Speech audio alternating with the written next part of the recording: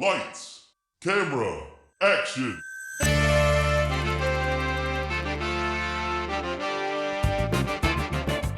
When a script is written that is so bad, no one will film it. These brave podcasters will bring it to life just so they can mock it. This is Table Reads. So the movie's kaput, which means your script ain't worth the buffalo shit on a nickel. Table Reads with Sean McBee, Jeff Lewis, and Joshua Baker. Hey, welcome back to Table Reads. I haven't just been sneezing corona sneezes for the last 10 minutes. He doesn't have corona. That's not a thing. He has cancer from blue dick.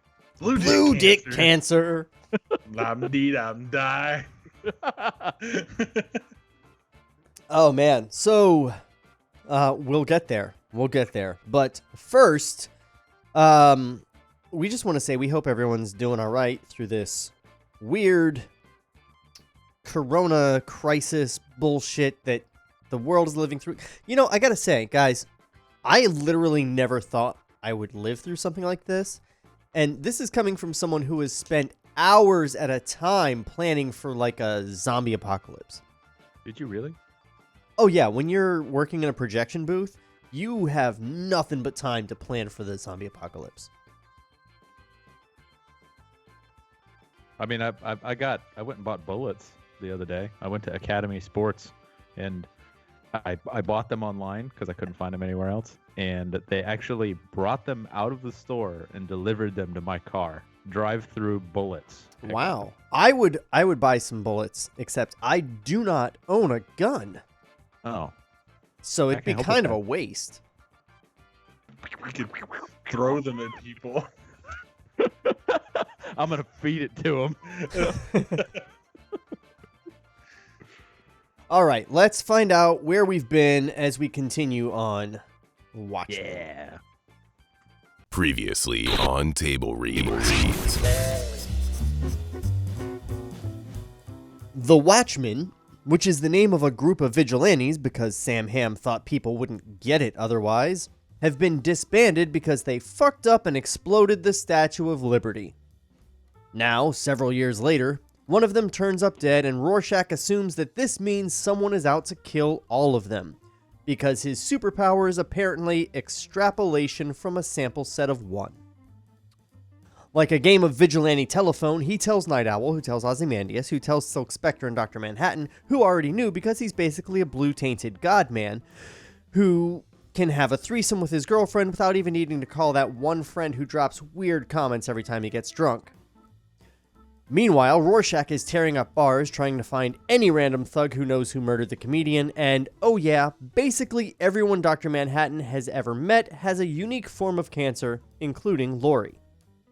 When a reporter calls him out on it on live television, he zaps the audience out of the studio, and when we left off, Dr. Manhattan apparently realized zapping himself out of the studio would have been a lot easier, so that's what he did.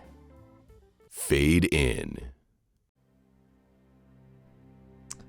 Man, I thought you guys were going to respond to that bit about not needing to call his friend who makes the weird comments every time he gets drunk. I thought that was good, but I guess not.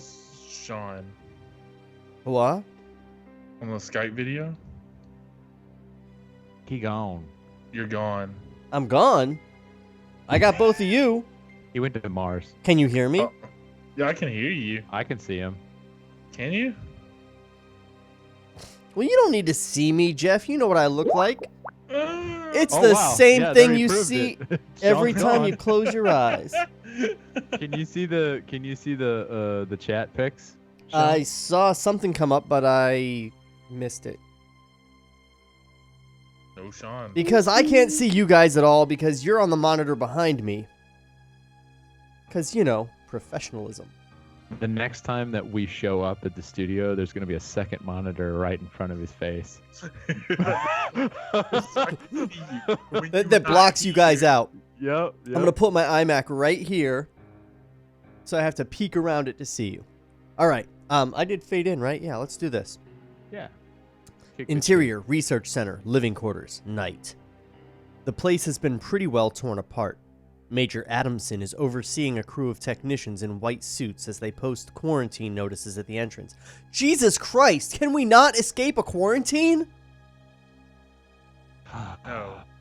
Okay, I gotta stop for a second because I've gotten a little behind on my Pixar movies, so I decided the other day, it's quarantine, I'm gonna take a break, I'm gonna relax, I'm gonna watch the 3 Pixar movies I haven't seen. The Pixar movies, in order, were Finding Dory, which involves, no joke, Dory trying to get to an area called Quarantine. True. And then there was Toy Story 4, which had Bo Peep being like some sort of like post-apocalyptic badass woman. You know, like what we're gonna be living through 3 weeks from now. And then The truck stopped working. what? Oh, I said when the truck stopped working. Oh, Jeff just disappeared. Jeff Oh, did wait, there he disappear. is. Oh, he's back. He came Good. back. He's back. Wait till you guys see how weird that looked on the video for our YouTube viewers. I'm out. If you ain't got dialogue, you're not in the video. Because I've got you guys in one window, and I have 2 instances of that window to put you each in individual windows on the stream. And so when Jeff dropped out, Josh filled the whole window.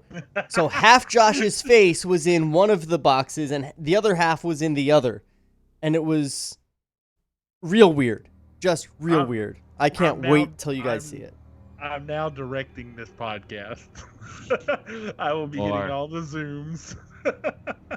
But basically, all the shit that I watched, including Pixar shit, in a day to try to take my mind off all this quarantine stuff, was just straight reminders of this whole quarantine stuff. It was weird. And now here we are, and Dr. Manhattan's living area is being quarantined. What? We just can't get away from it. Yeah, you Well, really dude, can. cancer. It's everywhere. He's not altogether surprised when Dr. Manhattan rematerializes at his side. Where's Lori? Adamson backs off slightly. He's not wearing a radiation suit, and he's understandably reluctant to get any closer than absolutely necessary. She's been relocated, John. It's strictly precautionary. There's no need to lie. I assume she's been tested. Were the results positive? Adamson hesitates for the briefest of seconds. Don't bother. I already know what you'll say. He watches impassively as what's left of his home is dismantled. His mind is already 1,000,000 miles away. John, I know this is presumptuous, but if you wanted to, could you cure her? I don't know. I only know that I won't. There'd be no point. It's finally begun. Begun? What's begun? I've seen this day. It's the day I've been dreading all these years.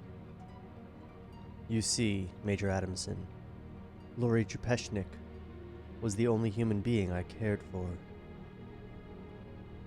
Adamson doesn't know what he's talking about, but a chill runs down his spine nonetheless.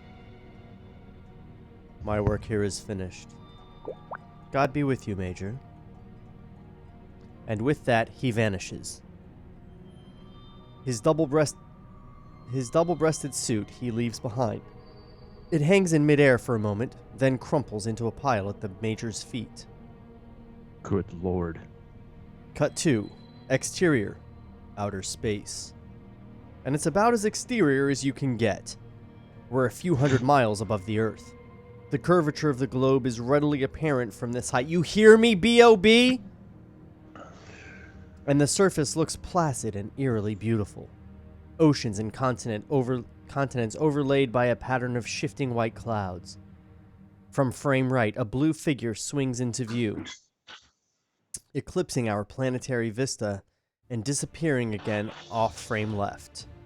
It's Dr. Manhattan. He's in a lotus position, sitting on nothingness, calmly scanning the globe from his orbital vantage. Stars twinkle behind him as he looks down on the planet he's about to leave. His normally inscrutable features tinged with regret. Exterior, Arizona desert, night. Black sky hangs over an empty stretch of desert, so desolate, so barren and otherworldly that it could pass for Mars. Could, that is, until we see the residue of man's presence on the landscape. Ruined Quonset huts, roofless, long since abandoned to the elements, half buried in drifts of sand. Military vehicles, little more than husks now, rusty and gutted, and a sign dangling awkwardly from a rotted upright. Gila Flats Test Base. You guys okay? I'm hearing a bunch of noises. It's Jeff moving around. It's me. Jeff, stop moving. Be a statue. I can't help it. There's things happening at my feet. Is it a kitten? Yeah. A gecko skitters across the sand and pauses. Above it, a sudden rupture appears in the night sky, bathing the sands in blinding blue light. The gecko runs wildly as Dr. Manhattan steps through the rift in the sky and descends gently to the earth. The rupture heals itself, and the desert is dark and peaceful once more as Dr. Manhattan trudges through the sands toward the ghost town of Gila Flats. He wanders through the ravaged doorway of what was once a canteen. Tables are overturned, bottles broken, but the long mahogany bar, though pitted and scarred, stands intact. A desert rat scurries down its length as Dr. Manhattan looks on. We move in on his emotionless glowing eyes and dissolve to interior, canteen, flashback, day. It's 20-odd years ago, and we're looking at Dr. Jonathan Osterman, a big, boyish, clean-cut guy of 26, dressed in a necktie and a white lab coat. He's at a table sipping a mug of beer, wearing a dopey smile as he gazes out of frame at his lunch companion, Janie Slater. 19 million for the intrinsic... Oh wait, that's her talking. Sorry. Who wants to be Janie Slater? I'll be Janie Slater. Yeah, I've already had sex with Sean on this script. You do it. I'm next. 19 million for the intrinsic field disruptor. You think they could at least make us a decent hamburger? John laughs, looks sheepishly down at his hands. He's utterly smitten with Dr. Janie Slater, his colleague at the test base. She's a couple of years older than he, and pretty in a heavily coiffed way, just close enough to Lori that you'd notice the resemblance. And she's probably the only one in the room who can't see just how bad a crush John has on her.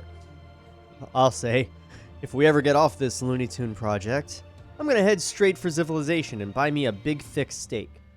With lots of ketchup. Smiling, she indicates John's plate. He's emptied at least half a bottle on his french fries. Nothing wrong with ketchup. John Osterman, you don't act like a Princeton boy. What's a big lug like you doing in a place like this? Anything for science, I guess. Janie, there's something... We should get back. What? Okay, she was supposed to cut him off, but the script was not clear on that. So we're just gonna move on. Moving on. Nothing, what were you gonna say? We should get back to the lab. You okay, John? He stares at his hands, afraid to meet her eyes. After a moment, he pipes up. Oh yeah, you go ahead. I'll be right behind you. The lad seems a little screwy today. Jenny shrugs, gets up and heads for the door. John takes a moment to collect himself, then looks after Janie. She's paused in the doorway to unbuckle her wristwatch. His face goes a little pale. He screws up his courage, rushes up behind her. That's the dialogue. Yeah. Stupid watch. Stop it again. Do you have the... Janie, will you marry me? Ooh. She turns and looks him squarely in the face. He's wearing the pained expression of a convicted murderer waiting to hear the verdict. John... What? John swallows hard, and the two of them stare at each other, eyes locked. For a moment, it's as if they're the only souls in the canteen. But just then, two scientists come bustling through the door, clipboards in hand, deep in a conversation of their own. And one of them, Dr. Wally Weaver, walks smack into the startled Janie, causing her to drop her wristwatch. There's a loud crunch. John and Janie snap out of their private trance as Wally bends to retrieve the watch. Oh, Christ, Janie, I think I stepped on your watch. Oh, Wally, don't feel bad. It was cheap. It never worked anyway. I can fix it. What? My dad's a watchmaker. I'll put it back together for you, better than ever. He holds out his hand. Their eyes meet for a long moment. Take him up on it. It'd make him feel better. Chuckling, Wally and his colleagues head off to find a table. Janie hands John the watch. His hands close around her, and he gazes at her with basset hound eyes. Oh, that's fucking dumb. She realizes he's still waiting for his answer. But before she can speak, John produces a small box from his pocket. He thrusts it abruptly into Janie's hand. Here, I'll trade you, and hustles off. She opens the box, finds an engagement ring. He tricked her. Ha ha! Now we have to get married. Give me your broken watch, you dumb bitch. It was iffy for a second there, but we made that trade, and that's like signing a contract. That's basically it. You're my wife. You get to see my blue dick. I can't wait to fuck cancer straight into you. I can't wait to have sex with you with my perfectly normal colored penis. Not even with 3 people. It's gonna be the same color as it always is forever. Purple.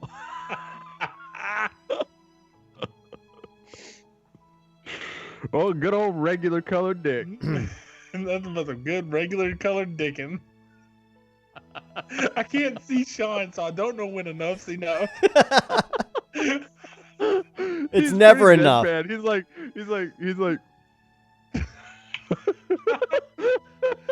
Because he's got the light on above him, so it kind of gives him like this shadowy look. I keep thinking he's gonna bust out his he's gonna be like, Stupid Watchmen,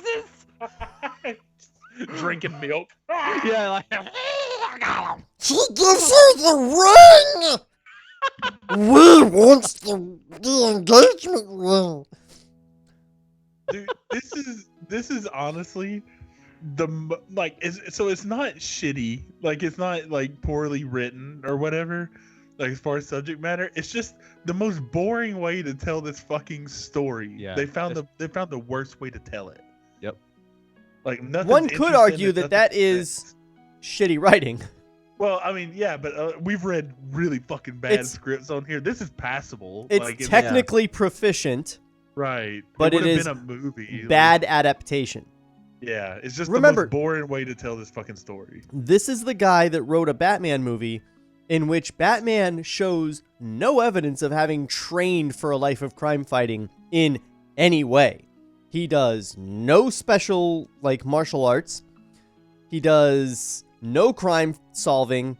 He just shows up in a rubber suit with gadgets. Nice. And it took me 30 years to realize that. I use grenades.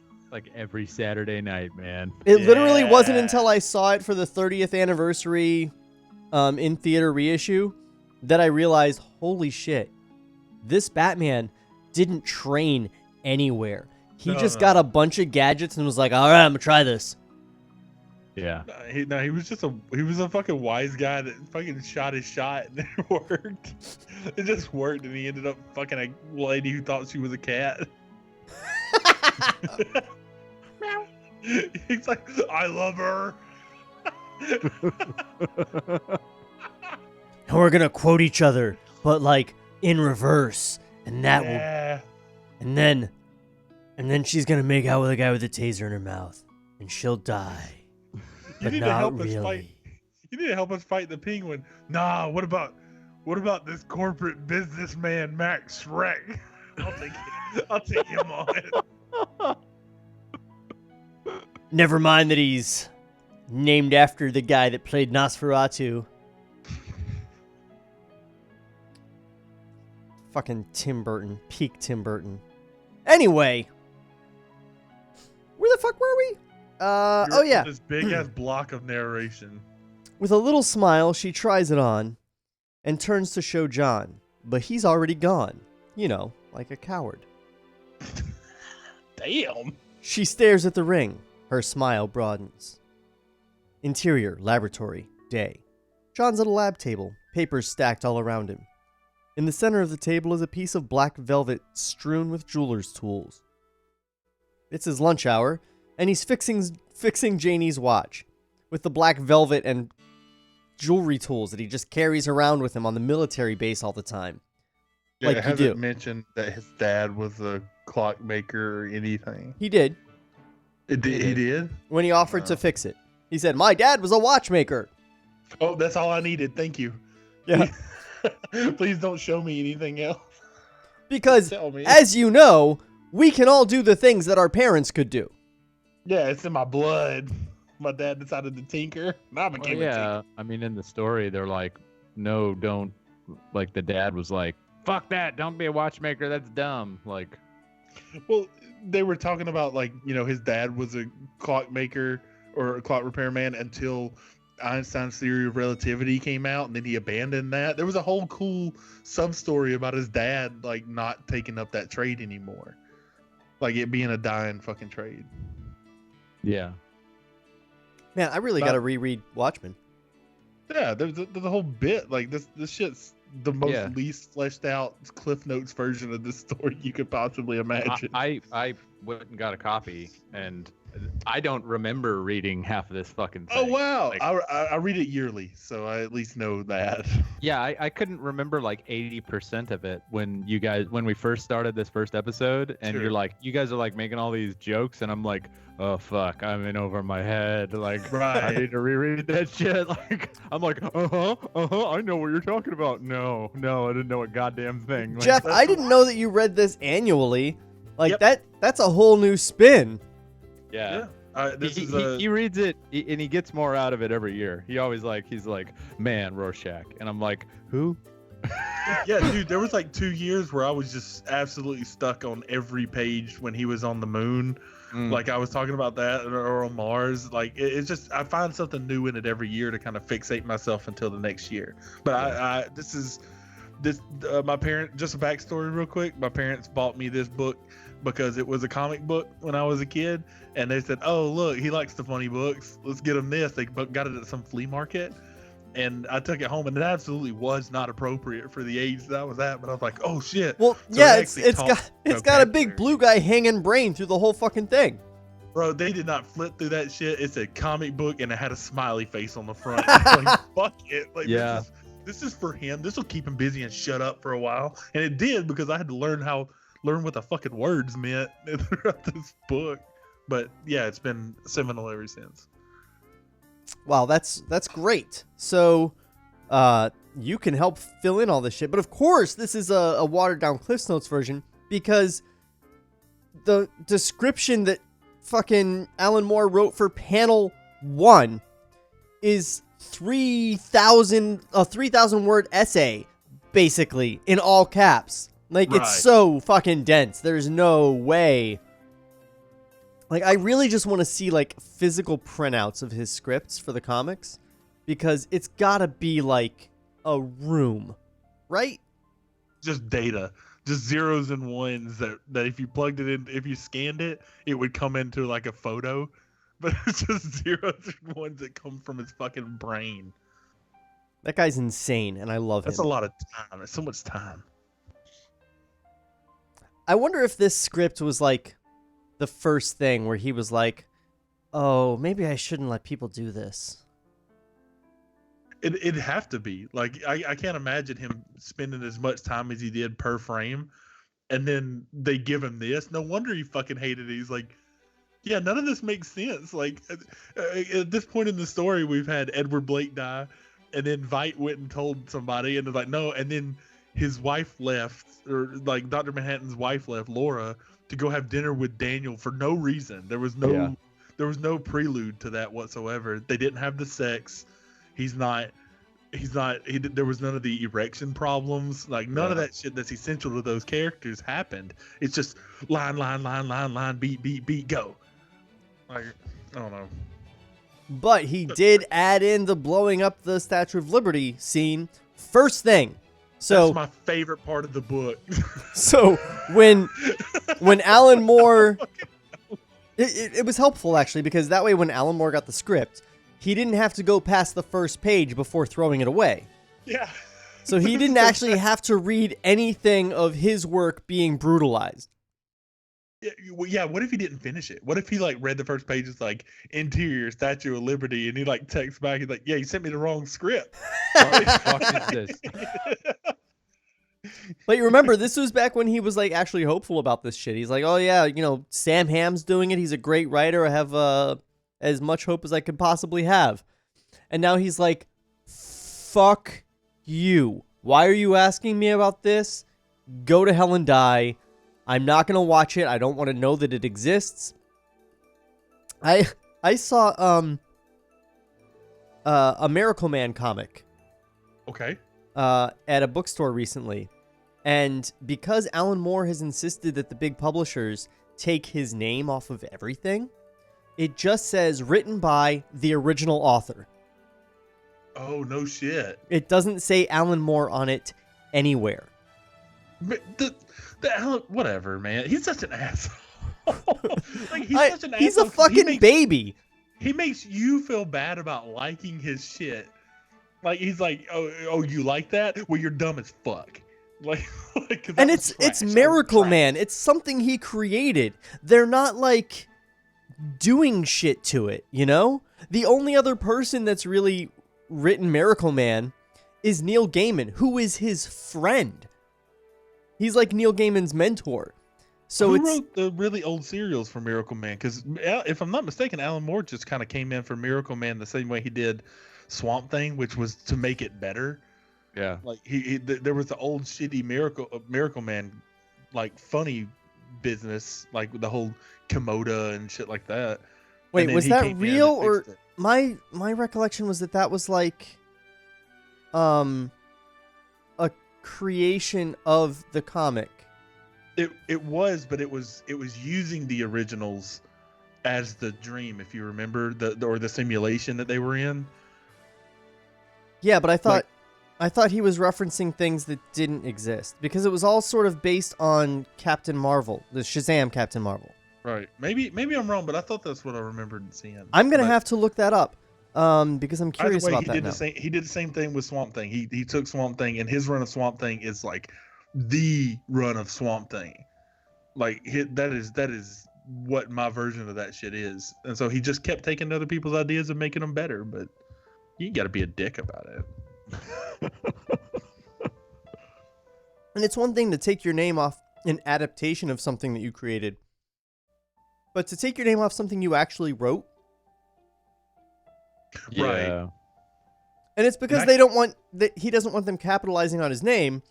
But that's like, you can't do a compilation of like, here's all the best Alan Moore Batman stories or something, Yeah.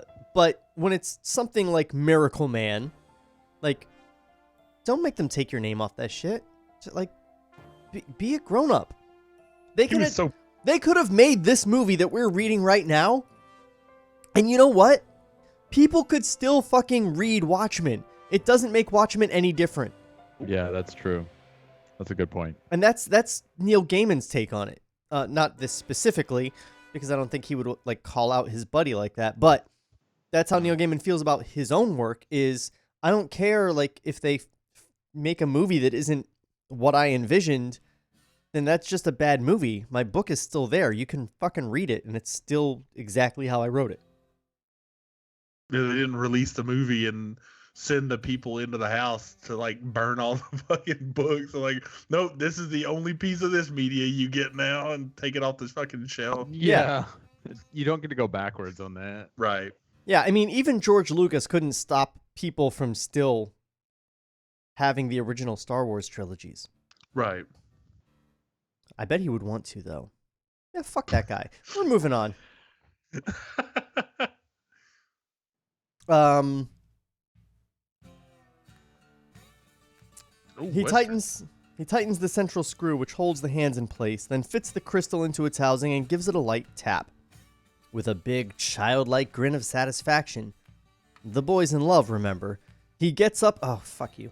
He gets up and starts for the door. The lab is jammed with oversized arcane machinery. The centerpiece is a concrete test chamber with 2-foot-thick metal walls. Mounted on either side of it are particle cannons, great bulky devices which look like anti-aircraft guns encircled by huge plexiglass coils.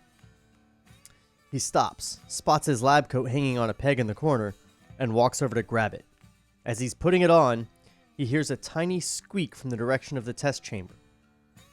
Mounted above the chamber is a digital clock. Oh, a digital clock. Those sons of bitches, how dare they? Put us out of a job with their electronic LEDs. Hours, minutes, seconds, tenths of seconds. Just now it's 13:58 and change. John eyes the clock, hesitates briefly, then grabs a broom and steps to the reinforced steel door of the chamber. Inside, the chamber is empty but for a concrete block mounted on a low platform, and a mouse, which scurries into the corner when it hears John coming. He steps inside, sees Janie's watch on the concrete block, and swings the broom at the mouse. Come on, little guy, out of here! The mouse legs it out the door. John follows, smiling, broom in hand. Don't want to screw up $1 million experiment. He stops, feels around in his pocket, realizes he's left the watch inside. He looks at the overhead clock again, 13:59:30, and counting. Agitated now, he races back across the chamber, pauses in the doorway, spots the watch resting where he left it on the far side of the concrete block. He dashes inside, circles around the concrete block, reaches for the watch, and freezes at the sound of 3 warning beeps behind him.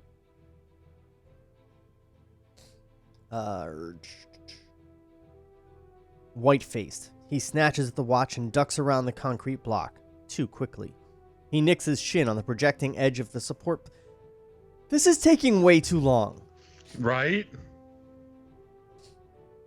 He nicks his shin on the projecting edge of the support platform and tumbles to the floor of the chamber. Before his eyes, a massive steel door is sliding into place, trapping him inside. He lurches toward the door, gets a hand through. The door keeps sliding. He jerks his hand back a half second before the door slams shut. Interior lab entry, that moment, 1300 hours sharp. A half dozen scientists stroll into the lab. One of them is passing out goggles to his colleagues, and a pair of military bigwigs who are obviously on the walking tour of the facility. Actually, we don't know what happens when you disrupt the intrinsic field. All we've managed to do so far is blow a few concrete blocks out of hell. No danger of fallout, is there? No, sir. The chamber's radiation proof once it's sealed. That's why we waited outside. That's why we waited outside. You smug little shit. The translucent coils on the particle cannons have begun to glow a dull red. The crowd draws closer, goggles in place. There's a dim, distant thumping. The scientists look at the chamber and go slack-jawed in perfect unison. Dialogue. What's the matter? Wait a minute. Sweet Jesus. We dolly in rapidly on the observation panel mounted in the wall of the test chamber. Leaded glass, 2 feet thick. Behind it is the terrified face of John Osterman, pounding frantically on the glass, screaming soundlessly. Pandemonium in the lab as the scientists rush right and left, punching buttons, twisting knobs, to no avail. The general comes to a belated and painfully obvious realization. Say, there's a man in there. The coils on the cannons have gone from red to bright yellow. One scientist stands at the observation window and shouts, Stay calm, John. We'll try and kill the power. while another barks furiously into a wall phone. Building 6! Kill the power! Osterman's trapped in the IF chamber! The general stands there looking rather nonplussed. Well, why doesn't someone let him out? It's a time clock. It can't be opened once the sequence starts. What's the word? They're sending a crew to the generator building. 20 seconds. In a glass box on the wall is a fire axe, with the instructions, in case of fire, break glass. Wally Weaver, John's friend from the canteen, wraps his lab coat around his forearm, punches through the glass, and grabs the axe. Wally, what are you doing? The power cables. And now another figure enters the lab, the unsuspecting Janie Slater. Am I late for the... She stops in mid-sentence at the sight of the frenzied action in the lab. Scientist 3 spots her, grabs her, tries to push her back through the door. Janie, get out of here! Get out! But she resists. She's just spotted Wally with his axe, poised to take a swing at a thick black cable on the floor. The cannon coils have just gone from yellow to a brilliant, luminous white. What in the name of... Where's John? Janie, please, go! Wally strikes at the cable. Nothing. He takes another whack, and a sudden jolt of current knocks him off his feet and throws him into a wall. Sparks fly, but the process continues. The room is full of white light. Janie, fighting her way past the scientist, gets a good look at the observation panel, and the blood drains from her face. John. Interior test chamber. That moment. John backs away from the glass panel, a look of disbelief on his face. He blinks. His hands fall limply to his sides. The watch, which he's been holding all along, falls on the floor and shatters. And everything in the room goes blue.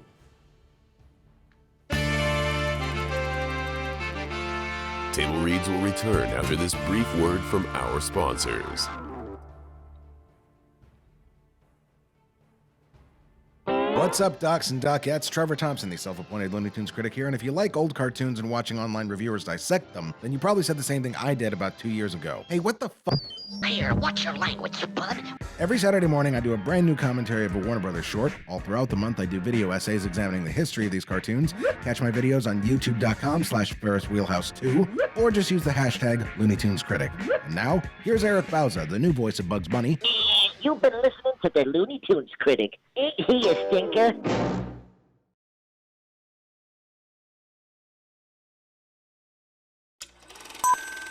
Lights, camera, action. So the movie's kaput, which means your script ain't worth the buffalo shit on a nickel. Now, back to Table Reads. So, that doctor got Manhattaned.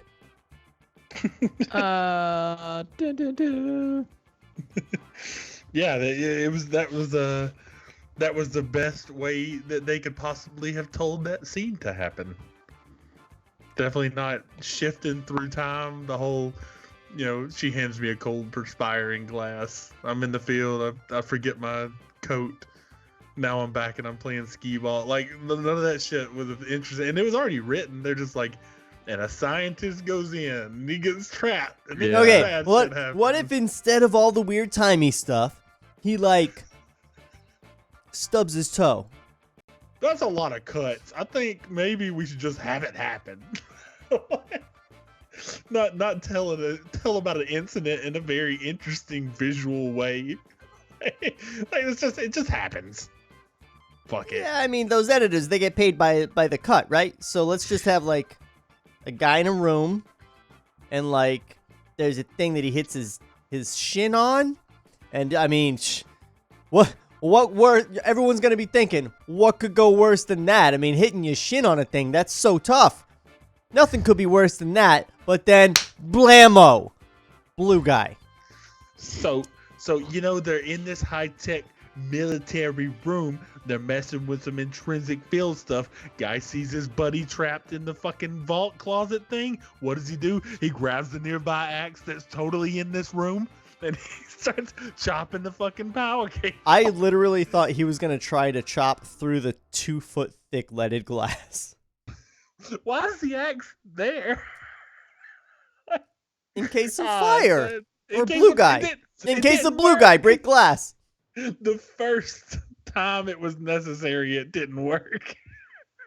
Back to the drawing board, boys. Fade in. Oop, I lost Josh too. Yeah, I'm trying to fix it. Oh, he's back. Okay. You guys. I can't see either, you know. I don't know what's going on. Good luck. I still got you, so that's good. Yeah, I got you, babe. Interior lab. That moment. The scientists slowly cluster around the observation panel, unable to tear their eyes away. Janie, past hope, wanders up unsteadily behind them. John. Interior test chamber. That moment. John's back is arched. His arms go up. His face is a mask of unbelievable agony. A moment later, his skin is gone. A black skeleton, like a photographic negative, stands in his place. Then the skeleton bursts into its constituent atoms. The iridescent blue light has quite literally taken John Osterman to pieces. And then the test chamber is empty.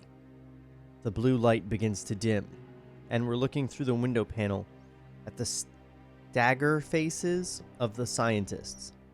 One by one, they back away, leaving only Janie, who gazes into the chamber with a blank, soulless stare. Dissolve 2. Interior, ruined canteen, present day, night. The desert rat chitters on the bar. On the partially collapsed wall behind it hangs a broken clock, which stopped some 20 years ago at 11:48 p.m. For a moment, Dr. Manhattan, even more abstracted than usual, watches the rat. Then he turns and walks through more drifted sand out of the door of the canteen. Exterior, desert, night. Dr. Manhattan walks aimlessly through the rubble of the compound. Interior, men's room, flashback, night. The two scientists washing their hands at the sink. They glance up into the mirror simultaneously and blanch. Behind them, a hideous thing is collecting in midair. A brain, eyes, and a dangling spinal cord.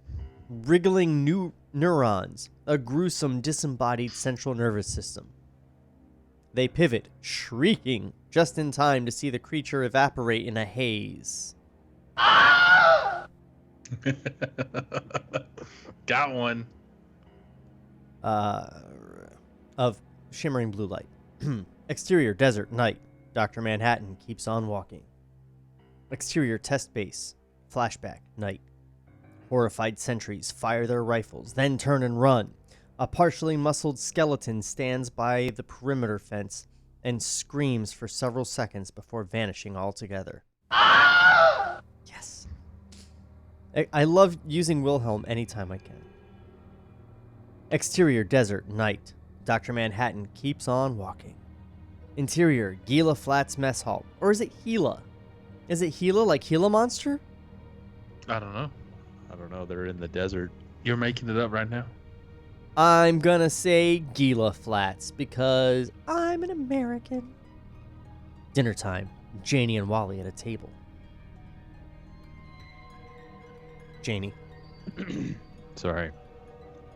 I can't help it. I'm gonna quit this place. It feels haunted. It'll be all right, Janie. You need time. That's all. Do you hear some kind of whistling? Indeed she does. And within moments it builds to a deafening whine.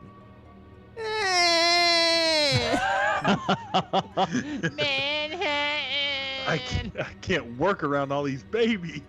Tashi Station! Oh. Odder yet, Wally's hair is standing on end, and so is Janie's. Everyone in the mess hall seems to be experiencing the same freakish phenomenon.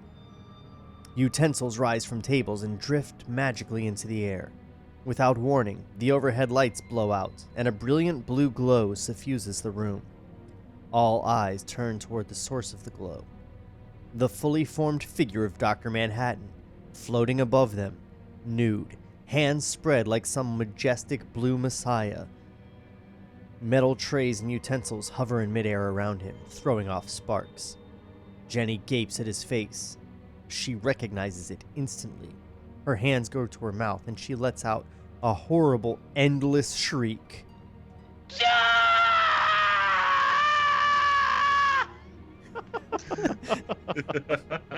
Honestly, it's an endless shriek. You could just keep it running till the end of the episode. That's right. I should have done that. Na na na na na.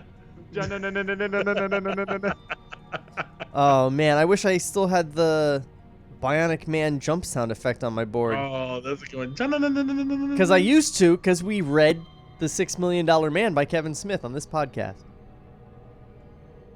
Damn, go listen to that after this episode. Yes, it is thoroughly okay. Whoa. That was the episodes, that was the script I did with my friend who was remote in Maryland, and that's why I needed the in-studio thing. It's not as great. That's true. And then I got Josh, and Josh begat Jeff. Oh, man. And then I ruined the podcast. We're a bunch of go-getters. You begot me. God damn it. It's better than crickets, right? Exterior desert night. The shriek dies as Dr. Manhattan stares up into space. He turns, stares at the ground. Nothing but sand.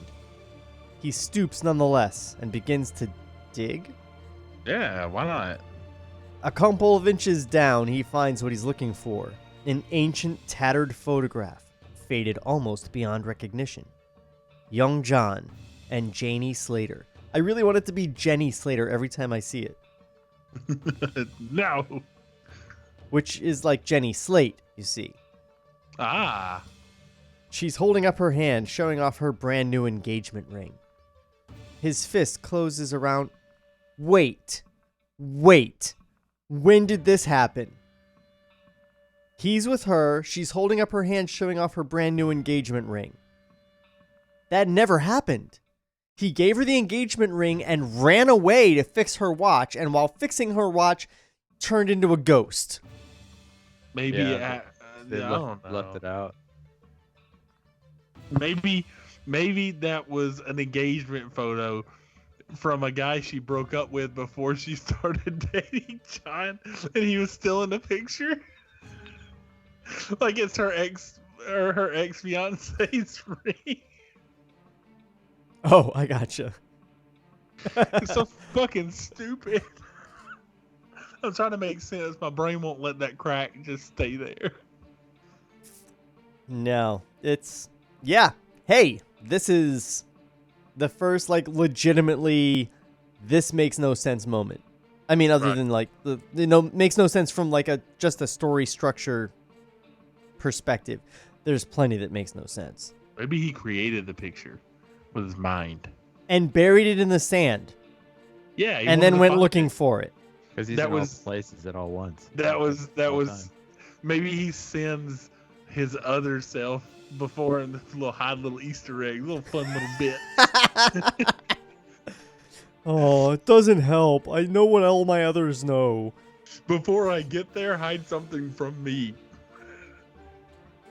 Here, put this little ring in your forehead so that you'll be disconnected from the consciousness. That's an HBO Watchmen reference. Y'all go watch Nice. that. I love that show.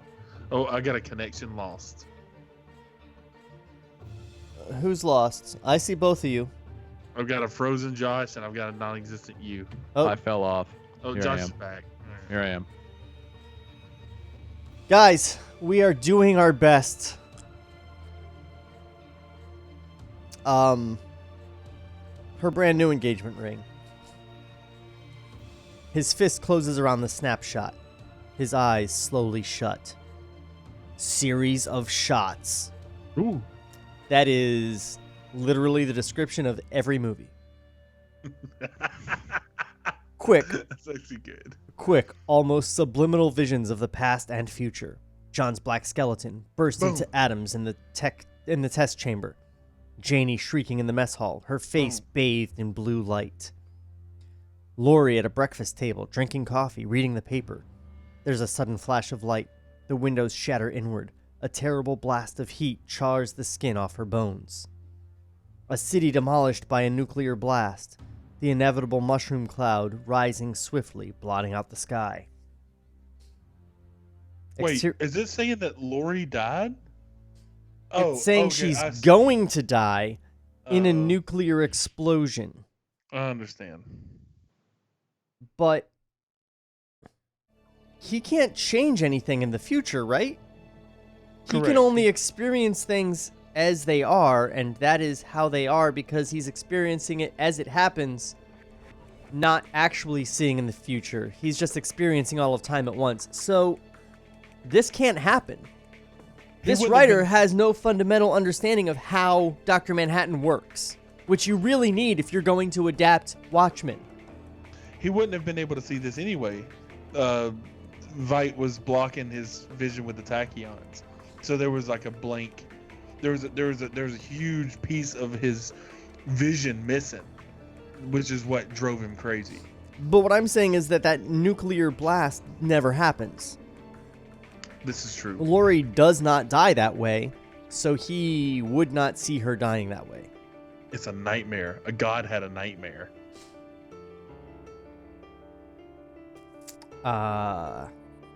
A city demolished by a nuclear blast, the inevitable mushroom cloud rising swiftly, blotting out the sky. Exterior, desert, on Dr. Manhattan. Fists still clenched. He stands, grimacing, distraught, alone in the ghostly calm of the desert. He rises into the air, slowly at first, then faster, finally disappearing in a sudden blue starburst a mile above the ground. Exterior, outer space. All at once we're back in the starry void, hurtling away from Earth at unimagined speeds, through empty space, past the moon, on toward Mars. The red planet looms larger and larger, finally dominating the frame as we descend toward the chaotic terrain of the Martian surface. Individual features of the landscape grow gradually more distinct. Vast canyons, oceans of fog, volcanoes the size of Missouri. Herschel's famous canali, whatever that is. Not that famous, I guess. And finally, the Argyre Planitia, an enormous shallow crater, its rocky rim encircling two jutting blue mountains, and to the south, a ragged semicircular ridge. Two eyes, a big broad smile. It looks uncannily like a happy face. Many miles below us, a tiny rupture opens in the Martian atmosphere. Blue light spills out an instant before we cut to. Insert television screen. The late news with highlights of Dr. Manhattan's press conference. As the throng of reporters shove microphones at him, we zoom in on his angered face. "I said leave me alone!" Then there's a sudden cut. We see the same reporters in the same positions, only Dr. Manhattan is gone, and they're all standing on the White House lawn in the midst of a torrential downpour. Pull back to interior, room, government security complex, night. A restless Lori watching the broadcast from an overstuffed chair. She's in a big open room with bed and kitchenette, except for the big metal door and the bars on the windows. It could pass for a comfy furnished studio. Someone want to be the anchor woman and anchor man? I would love to, but all of my shit fucking crashed, so I don't even know what page we're on. We are Page 46 of 113. 46 99. of 113. Scene 99. I'm still loading the damn thing. Sorry. I'll be Anchorwoman. Yeah, in Jeff. In Washington, where an irate Dr. Manhattan teleported a crew of reporters into the midst of a rainstorm on Pennsylvania Avenue. Well, Katie, I know some politicians who'd like to learn that trick. Lori turns at the sound of keys in the door. A moment later, Schmidt enters, followed by a pair of federal agents. All right, Miss Juice Spexic, pack your things. Am I free to go? You're free to do whatever you goddamn well please. Well, let's move it. I don't know why you've been keeping me here, but you're in deep shit. Oh, I am, honey. You see, Russian tanks are crossing the Afghan border this very minute, and we are, all of us, every living soul, in deep, deep shit. Because our number one strategic weapon has finally flipped out. John? You mean he's... That's right. Your meal ticket's flown the coop. That blue bastard has apparently left the planet. Cut 2. Exterior newsstand. Day. The same headlines scream from every edition of the rack. Dr. Manhattan leaves Earth. Russian tanks advance. President vows maximum force. Where is Dr. Manhattan? And on the street, tensions are running high. The familiar news vendor is engaged in a heated exchange with one of his customers. I'll tell you what the problem is. We should have been building tanks, bombs, ICBMs. Instead, we're relying on that big blue son of a bitch. Anyone ever tell you you're full of shit? Kiss my ass, buddy. Keep your goddamn quarter. New frontiersman, please. The news vendor turns suddenly, finds himself confronted by an old friend. The red-haired street crazy with the end of the world sign. He rolls his eyes. This is all I need, and reaches under the counter. Here you go, pal. $2. Well, I see the world ain't ended yet.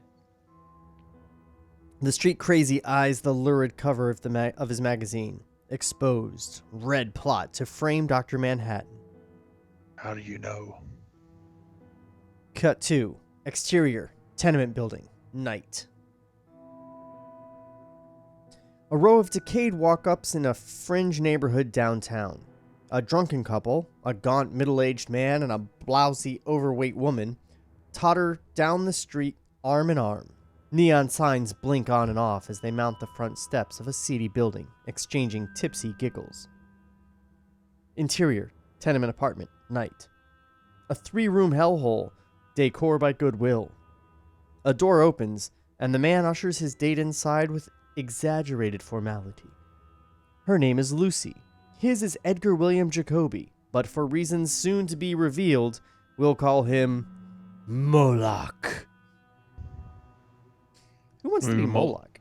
Moloch, Josh? I can be Moloch. Or Moloch. It's Moloch, not Moloch. Pardon me. Now, what was Milady drinking? Gin, straight up. Oh, Oh, sorry. This with a next little part is twist you of too. lime. Sorry, yeah. mock ladylike. With a little twist of lime. She laughs convulsively as if she's just told the world's funniest joke. Moloch lifts a single finger and starts toward the kitchen. I think I can oblige. Interior kitchen. A moment later, night. Moloch freezes in the doorway, his face taut with apprehension. The contents of his refrigerator have been strewn all over the kitchen floor. Overturned milk cartons, broken eggs, the like. It's a disaster area. As he steps inside to investigate, Lucy appears in the doorway behind him and snorts. Jeez, honey, you got some kind of animal in here. On cue, the refrigerator door kicks open, and out... He was in the fridge? Human beings. And out pops Rorschach. Eat me. He grabs Moloch by the lapels, pins him back against the kitchen table. Moloch, did you miss me? Willie, Jesus, what's going on? Who's the welfare mother? I don't know who you are, buddy, but I swear to God, you've got the wrong guy. Edgar William Jacoby, a.k.a. William Edgar Bright, a.k.a. Moloch. You're making a big... Rorschach lifts Moloch up slightly, then slams him down hard against the table, repeatedly, to the beat. Terrorist, radical agitator, stool pigeon. All right. How'd you find me? Willie, what's he talking about? Rorschach backs off, allowing Moloch to slump to the floor. Rorschach kneels beside him. Look, I don't know what you want, but I've been a private citizen for 10 years.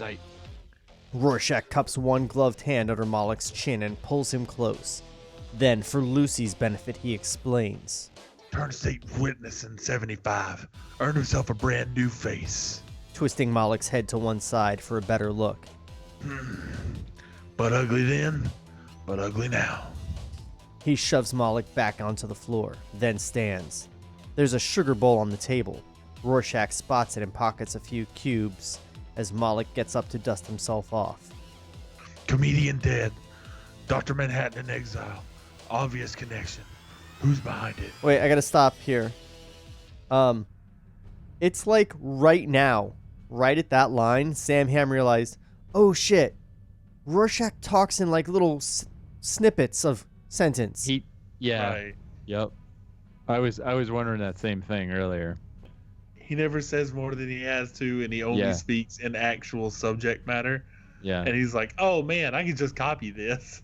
Yeah, he's like, But oh, like SOS. should I go back and fix all the stuff? Nah, we'll just do it from here on out. Maybe just this one line. We'll see how it goes. You mean I get to write a crazy fucking like conspiracy theorist who only speaks in buzzwords? Wow, my fucking job just got way easier. Sorry, go ahead, Josh. Rorschach, you're talking heavy-duty stuff. I got nothing to do with... Work both sides of the fence. Ask your old buddies in the CTU. CTU? Jesus, you don't think... I don't know. Ask around. I'll be back. Lucy, still unsettled, crosses to Moloch's side and grips his arm as Rorschach opens a rear window. He's climbing through the frame when he stops suddenly and points his finger at the frightened pair. Word of advice for the lady. Stock up on penicillin. And he's out on the fire escape and gone. Lucy looks suspiciously at Moloch, who shrugs, embarrassed, as if to say, I don't know what he's talking about. Cut 2, interior, Pentagon, War Room, day. The familiar set from Dr. Strangelove.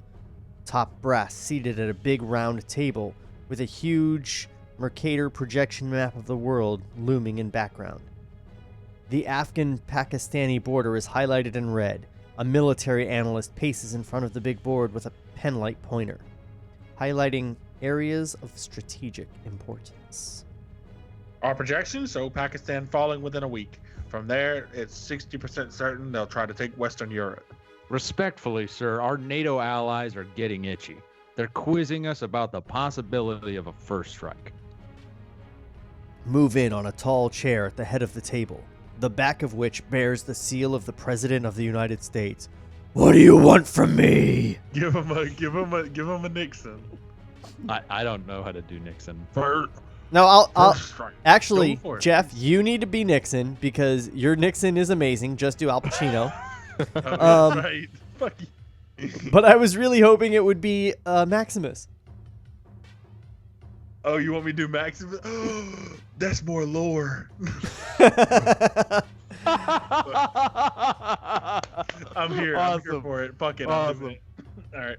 But no, do Nixon because it's Watchmen. It's Boy, Nixon. First strike. Sorry. First strike. I'd like to view the simulation. The analyst hits a button on the remote control device. Optimally, we could expect to wipe out some 80% of their retaliatory capability before they knew what hit them. On the big board, blue arrows emanate from selected points in the Pacific and Arctic Circle and veer toward the Russian turf, blossoming in yellow and black radiation symbols as they strike their targets. What about our end? Well, sir, in a worst case scenario, we'd assume that 25% of the Russian birds get through. On the board, red arrows inch westward from Mother Russia. Britain down, Germany down. What kind of time frame are we talking about? 30 minutes maximum, of course. I'd assume we'd be in the fortified command bunker at the time of the launch order. Radiation symbols sprout over New York, Baltimore, Washington, Denver, Los Angeles, San Francisco. Of course. By now, both coasts are pretty well blotted out. The analyst, a dedicated optimist, turns to announce, As you can see, we may be able to salvage a good-sized chunk of the farm belt. What about the aftermath? The so-called nuclear winter theory. We don't really know, sir, but bluntly, our survival capability may depend on a quirk of the weather. The weather, I see. Keep me posted. I want hourly forecast and a full report of the optimum strike conditions. does he mean actual weather forecasts? Yeah, what that's what I think he was like dependent on a quirk of weather. I think he's talking about like a fucking burst of wind for nuclear fallout. Being It shows that in the book. It shows that. It talks about that. Like, this is almost like right out of the book. Yeah. He chose this. He chose this to write almost word for word. Yeah, right. Oh, hey, that Rorschach talking weird thing, that really worked out in the last scene. Let me try something here. It just carries on.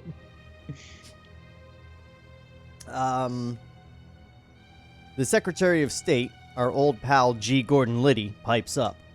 Dick, before we act hastily, we should consider Dr. Manhattan may decide to return.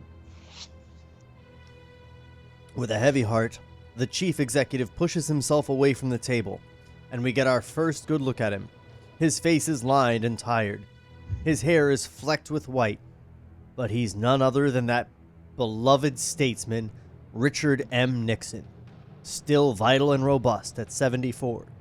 Good okay, God. hold on. Just from a filmmaking perspective, how do you have Richard M. Nixon speak 12 lines of dialogue and then make it a big reveal? This guy sounds like Nixon. He turned around. It's Nixon. Surprise! Hoodwink, you motherfuckers. It was exactly who I thought it was the whole time. Surprise! You're not surprised. The only way you reveal Nixon is at the top of the scene. He's in the shadows, he leans forward, oh shit, it's Nixon, and then he talks. And you don't have someone going, oh, what's our projection? And then, oh, it's Nixon. Right?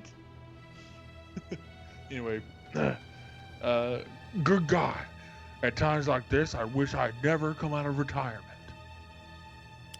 He didn't go into retirement. He just was the president the whole time. Does this guy not know the history of the Watchmen universe? He disestablished the law so he could be elected for 4 terms. Like, he only read half of the script.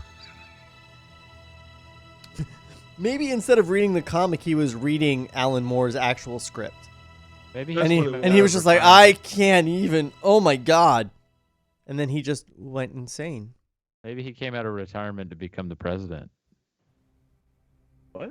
If he's 74 and that's 24 years, he was what? 50.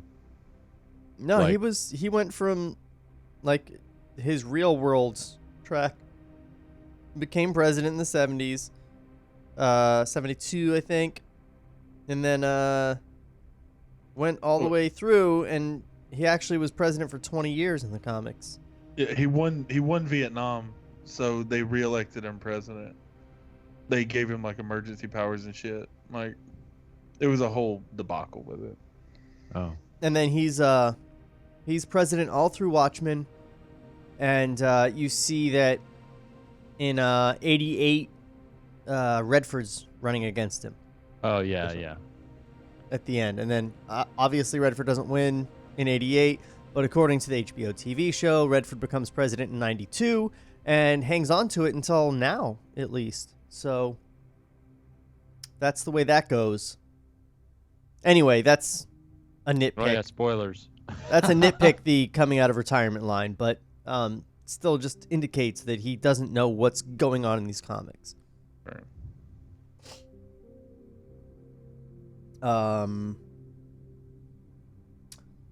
Interior, doctor's office, reception room, day. A private practice in Midtown Manhattan. Laurie emerges from an examination room, grim and hollow-eyed. The doctor hangs back in the doorway. Somebody want to be doctor? I'm Lori. Doctor. Yeah. Where am I? You're just saying I'm sorry. Yeah. I'm sorry, Miss Juice Bixic. Not at all, doctor. I appreciate your honesty. Interior, Gunga Diner. Gungan. Misa people gonna eat dinner? A greasy Indian restaurant in a village storefront. Now you guys sound racist. Oh no. In a booth near the entrance, we find Laurie and Dryberg munching on chicken tandoori. Christ, yes, I went in for a cancer scan first thing. Gave me a couple of rough nights, I can tell you. How about you, Laurie? Oh, yeah. They gave me a clean bill of health and then booted me the hell out. No expense account, no place to live. You'll find something. I should go. You and me, seeing each other. Someone might put 2 and 2 together. Laurie shakes her head and laughs, mirthlessly. They're not following me, Dan. I mean, John's gone. We're right on the brink of World War III. Nobody cares about the Watchmen. Maybe, but who the fuck are the Watchmen? Us. Maybe not, but why take the chance? Dan, what are you so scared of? I mean, me? I've spent all these years keeping John together, and now that it's over, I feel glad. I'm finally free to go out and live my own life, and she's dying of cancer. The irony of it hits home, throws a damper on her little burst of optimism. Depressed again, she starts to get up. I'm just running on, Dan. Thank you for dinner. I better go find myself a cheap room. Dryberg watches on, paralyzed by indecision, as Laurie heads for the door of the restaurant. Then, submitting to impulse, he gets up and chases her down. Laurie, wait! I've got a spare room. It's empty. If you'd like... Oh, Daniel, thanks, but I couldn't. You'd just be all nervous about... No, screw that. What you were saying before, it's absolutely right. I'd love to have you stay. You're sure? He nods. She smiles and takes his arm as they walk out of the restaurant. Through the window of a nearby booth, we watch them passing on the street outside. The occupant of the booth, whose face is out of frame, fidgets restlessly with a menu and a squeeze bottle of ketchup. He inverts the ketchup over the menu, squirts out an upside-down question mark, then closes the menu and mashes it shut. When he opens it again, he's got a makeshift Rorschach blot. Fade out.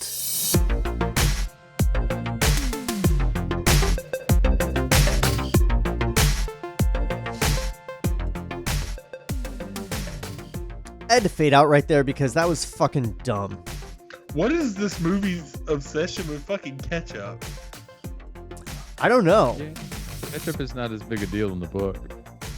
Well, because he's got John had the fries and he just emptied half a bottle of ketchup, and then Dan just fucking does a random Rorschach ink blot test with a menu and some ketchup. What the fuck is up with this ketchup? No, that's Rorschach doing it. That's Rorschach doing that. Oh, I thought that was Dan doing it. I'm no, sorry. Dan and her got out of the. Yeah, they left.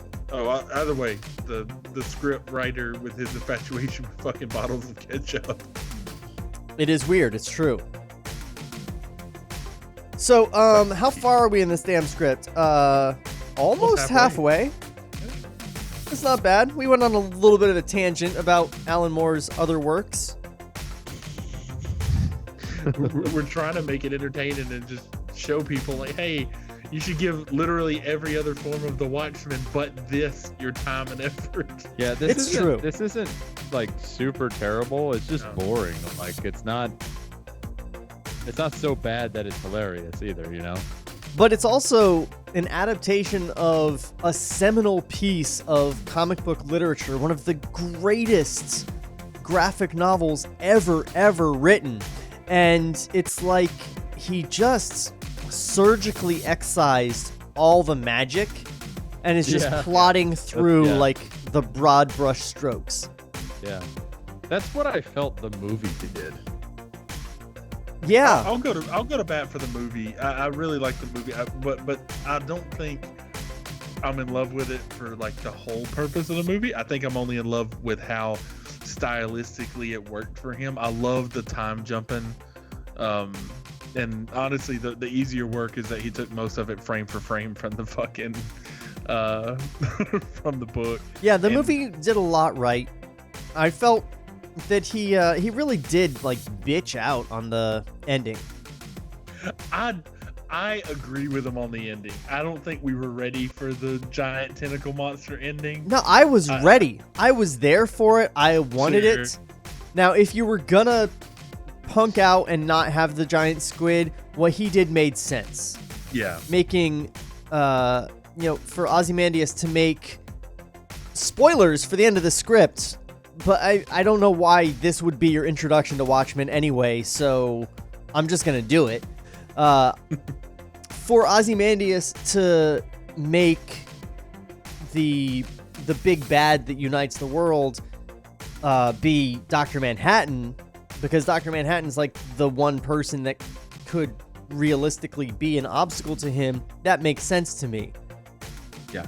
But I love the giant squid. The HBO show did a really great job of acknowledging the giant squid and showing us the giant squid and making it fucking awesome. And I just, God, if we could have gotten the movie done as well as the TV show, it would be a fucking masterpiece. Absolutely. Yeah, I agree completely.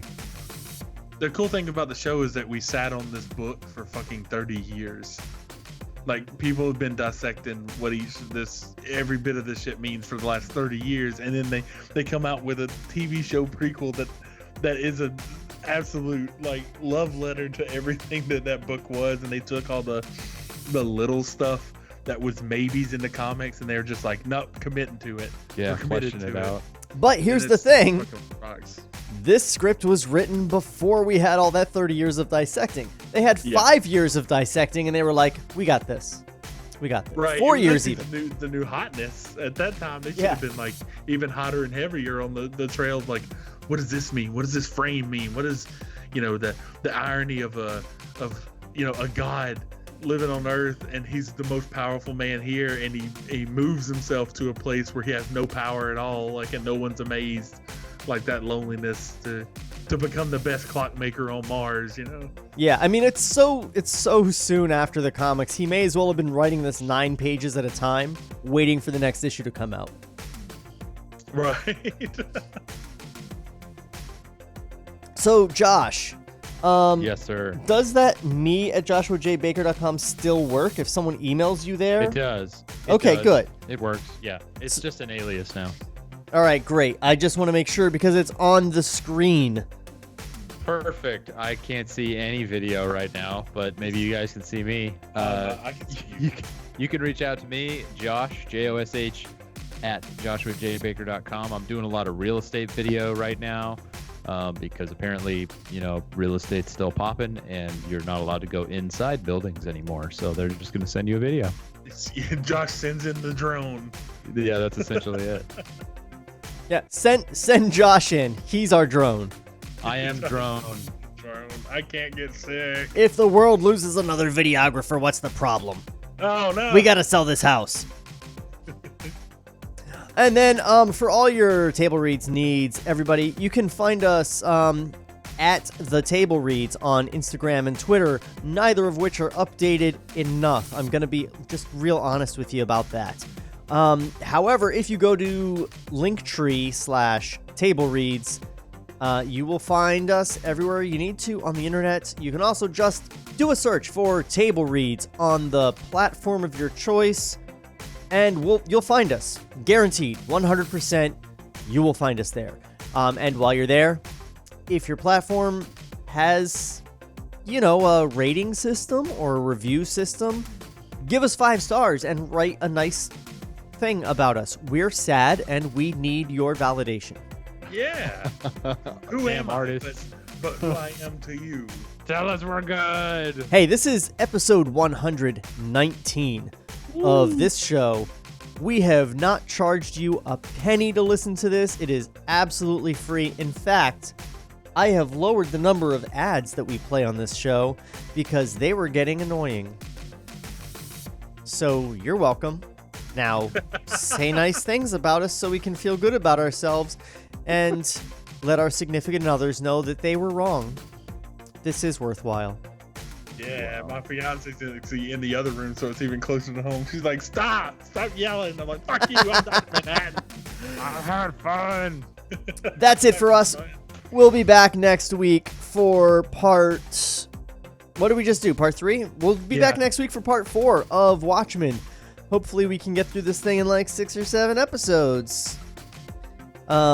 Which is fast for Watchmen, because it's a big thing. Not when you take out all the artsy shit. True. And all the artsy shit is definitely out. But that's it for us. We will see you next week. And until then, we will miss you.